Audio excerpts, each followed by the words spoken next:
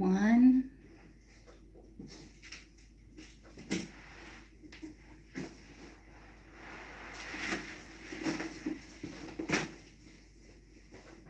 Ay, ay.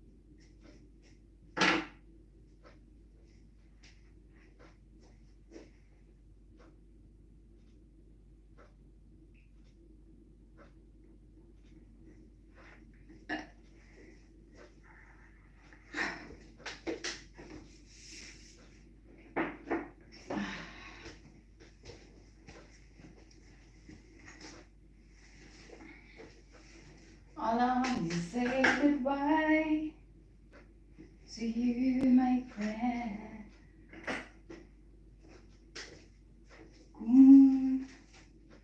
Kung di rin lang tayo sa uli.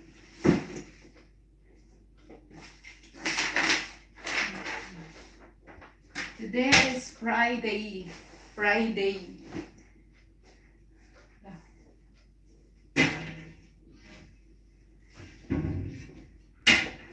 It's our favorite day.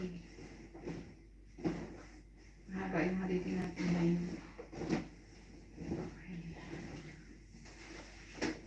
Days.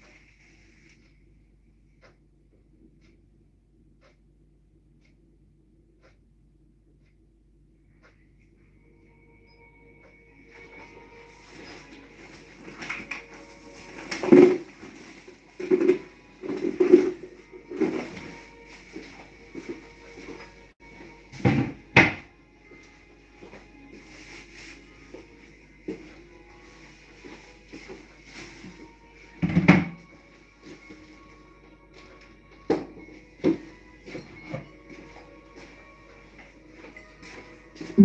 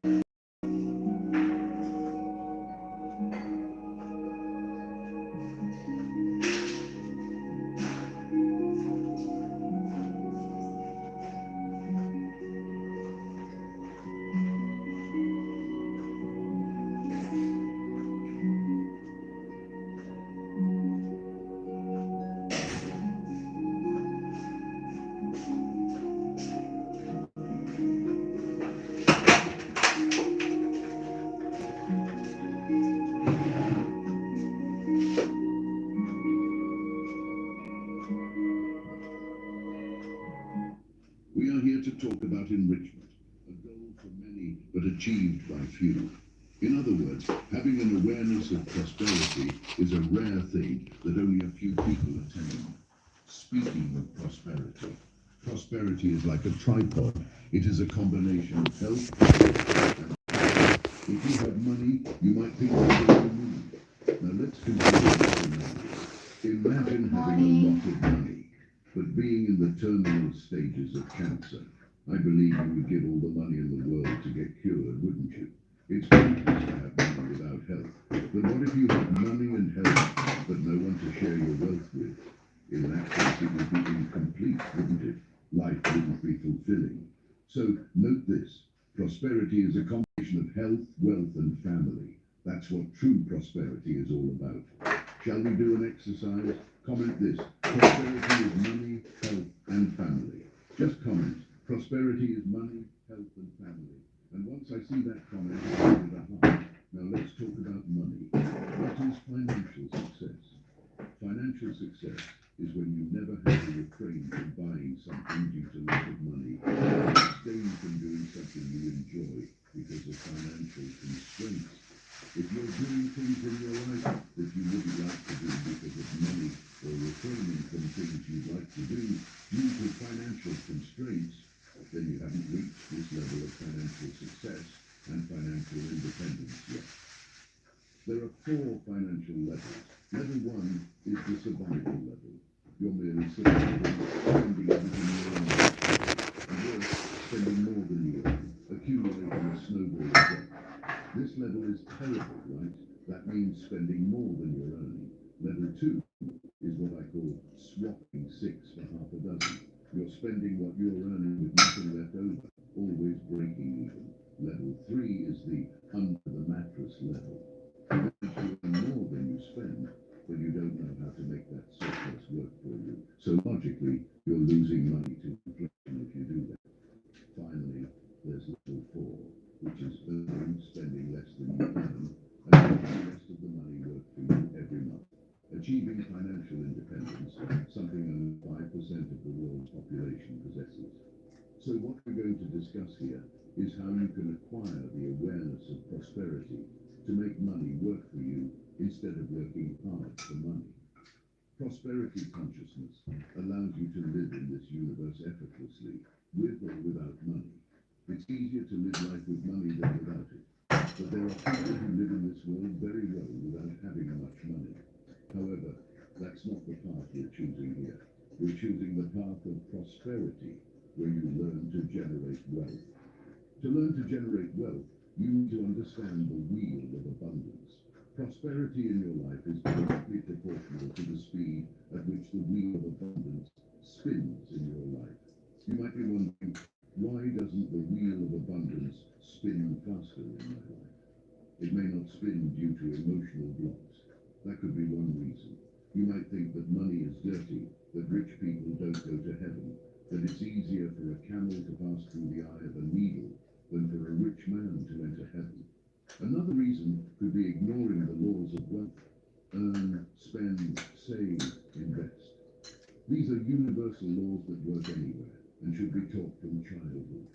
Most people are born and leave this life without learning this. That's why we're talking about it today, because we want a different direction for our lives, right? Financial mathematics is also crucial. It's essential to learn to deal with numbers. There's a widespread disease in the world called logic phobia. A person doesn't like dealing with numbers. If you don't like numbers, you'll hardly become a millionaire, because being a millionaire requires learning to deal with numbers. What we're going to do here is show you first how you can remove these emotional blocks. Imagine this situation. You're 6 years old, having dinner with your parents, and your father, probably sitting at the head of the table, says the following: "I'd rather you be poor but honest than rich and dishonest." It's preferable to be poor and honest, because the rich and dishonest won't enter heaven. At 6 years old, you wouldn't raise your voice to argue with your father, telling him he's wrong, and that there are honest poor and dishonest poor, honest rich and dishonest rich, and consequently wealth and poverty, honesty and dishonesty have nothing to do with each other. At 6 years old, you don't have the mindset to debate with your father. You simply absorb what you hear, and it becomes part of your psychological structure. Now this will become part of your reality, and you'll take it as absolute truth. Time will pass, 20 to 30 years from now, and you start making a lot of money. You know what will happen. You'll self-sabotage. Nobody wants to be labeled as dishonest. So if you think you're dishonest because you're making money, then you'll find a way to lose that money to remain honest. Some people carry this burden throughout their lives. Beliefs have the sole purpose of perpetuating themselves once established, and they perpetuate by reinforcing the belief. You will produce what you believe, and this reinforces your belief. Some people do this their entire lives, so it's essential to understand this wheel of abundance, and that it can be blocked, like a handbrake, by your emotional blocks. For example, at 6 years old, you're in an important place, wearing the best clothes you have. And when you arrive, there's someone dressed in a suit and tie with a microphone in hand saying, "It's easier for a camel to pass through the eye of a needle than for a rich man to enter heaven." After this person finishes their speech, you go home with that message in your subconscious. Arriving home, you turn on the television and see a very large camel. Then you open the drawer and see a very small needle. So you think, it's impossible for a camel to pass through the eye of this needle. Since it's like that, I prefer to be poor to go to heaven. Years will pass, and you'll forget about it, just as the preacher forgot to mention that many years ago, the walls of Jerusalem had gates, and these gates were closed at 6 in the evening. Any camel or caravan arriving after that time couldn't pass through the gates. The only way to enter the city was through a small gate called the Needle, where camels had to kneel and be unloaded, otherwise they couldn't pass. The symbolism is that to enter the kingdom of heaven, you need to enter humbly and without your material burden. You don't take material goods to the kingdom of heaven. In your coffin, there won't be drawers to put your belongings. Everything you have in this life, you don't actually have. You're just managing it. When you leave this life, you won't take material possessions, only your experiences. But that doesn't mean that if you have material possessions, you won't enter the kingdom of heaven. Money is a tool that facilitates even your spirituality. For example, a rope is a rope. It can be used to harm someone or to save someone drowning. Intrinsically, the rope is neither good nor bad. A knife is just a knife. It can be used to spread butter on bread or to harm someone. So the knife is neither good nor bad. Money is also the same. It is a tool that, when used correctly, is a path to spirituality. So it's essential to understand that there's nothing wrong with making money. You just need to know how to use it in the right way, without greed or avarice. However, understand that you won't take anything from here either. You need to make money work for you and for others. Let's delve deeper into the anatomy and physiology of this wheel of abundance. It has two parts, giving and receiving. You can't turn a wheel with only one half. Agree? Some people have a problem giving. They are very selfish, and that's not the profile I approve of. Some people have trouble receiving, they are too proud. We can't be like that. Others have difficulty in both giving and receiving, which is the most extreme level. There is only a small minority that can do both things. If you want to increase your prosperity and make the wheel of abundance spin faster in your life, you need to learn to work with both giving and receiving. An analogy to understand this is the gardener who prunes plants in the garden to make them grow. Look how interesting. When you're pruning, you're promoting growth. Do you realize how amazing that is? When you're pruning, you're making it grow. So when you're giving, it's like pruning the money tree. The act of pruning the money tree can be an act of donation in the form of generosity or charity. When you do good for someone in need, you're being charitable. When you give to someone who doesn't need it, you're being generous. If you gift a friend on their birthday and they can afford to buy the gift themselves, you're not being charitable. You're being generous. The recommendation is to practice both virtues. It's essential to put into practice both charity and generosity. If you practice only charity, you're sending the following message to your subconscious. In the world, only those in need win. So if I want to gain something, I need to be in need. If you also practice generosity, donating to those who don't need it sends the message that even if you're not in need, you will receive. So my recommendation is that you practice both charity and generosity. Now pay attention. There are four important verbs to conjugate in the wheel of abundance: declare, request, risk, and thank. The verb declare emphasizes the importance of serving before having. Many people think if they have money, they would do what rich people do. Be careful with that. Not to manage your fortune, or you'll end up with nothing in no time. Here's something scary.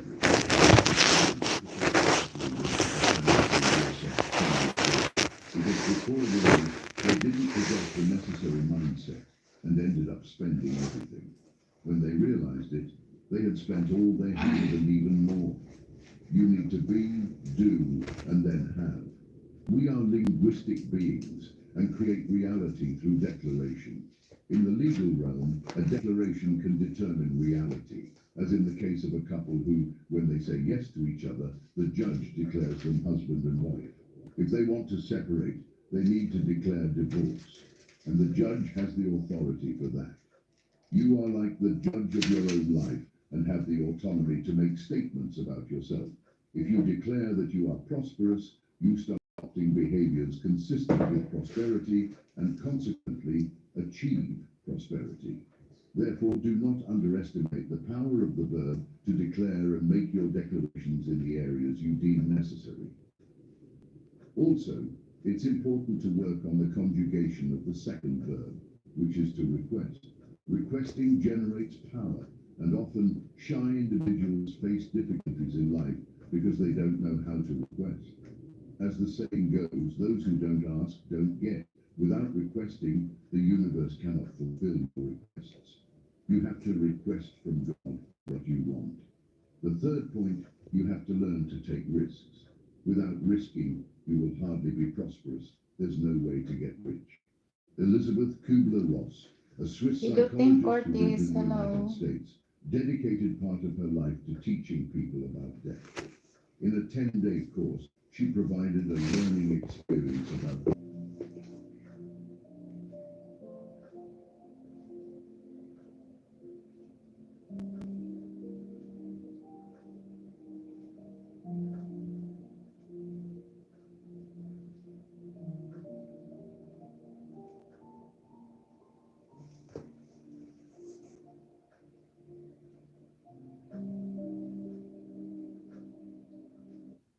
they would like to have something and already have it, or that they wouldn't want something and don't have it.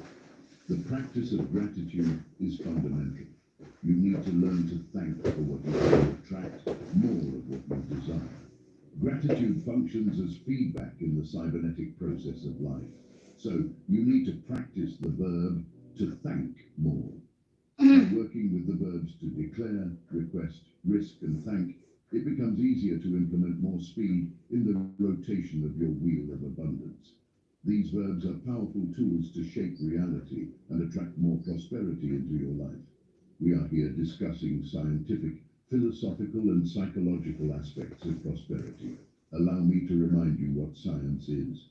Science is the study of the cause and effect of natural phenomena. By investigating cause and effect, we are conducting scientific research. Philosophy, in turn, is the study of thoughts, while psychology is dedicated to studying the effect of these thoughts on people's behavior. We are addressing both scientific and philosophical and psychological aspects, developing models to prosperity.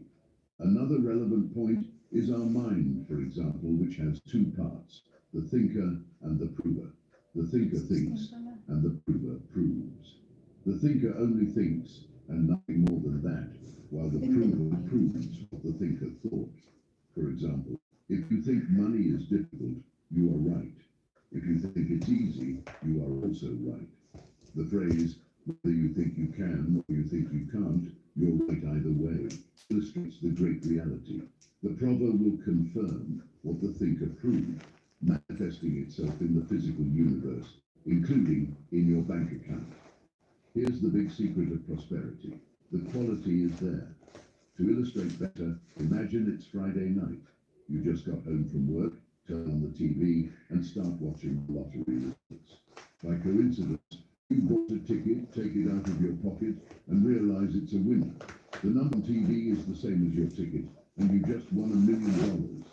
Although you can't redeem the prize until Monday morning, you'll probably spend the weekend very happy and won't give room for sadness at any moment. And you only have a ticket. You will say it's a winning ticket. I have a winning ticket in my